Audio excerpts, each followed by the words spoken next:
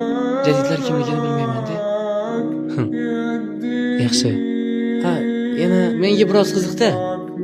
Sizlarda o'yin-kulgu, qandaydir maishatbozlik qilish uchun tungi klublarmi yoki shunga o'xshash nimadirlar bormi? Ha, demak yo'q, tushunarli. Ha, yana oxirgi savolim. Sizlarda ahillik qanday? Ya'ni xalq ahilligi. Ha, bizda ahillik yo'q. Xalq o'zi bilan o'zi ovora. Agar kimningdir boshiga kulfat tushib qolsa, hech kimning ishi yo'q. Kimdir agar zulmat tubiga botayotganini ko'rsa, u chuqurlikdan tortib chiqarish o'rniga chuqurlik ustini bekitib qo'yishadi.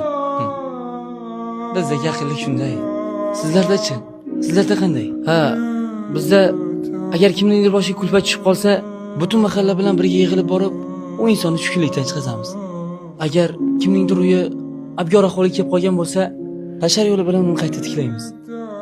Xullas, xalqimiz juda ahil, inoq. Shunisiga ham shukr. Qayana? Sizlardagi eng qimmat narsa nima? Ha, bizdami? Hozir. Bizdagi eng qimmat narsa mana shu jin urgan matoq. Odamlar buni sotib olish uchun 1 yil ishlashadi.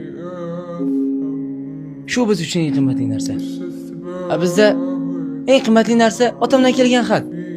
O'qishni bilmayman-u, lekin onamning biroz soatlari bor. O'shanga har tunda o'qib beradilar. Qayta va yana qayta. Shu biz uchun eng qimmat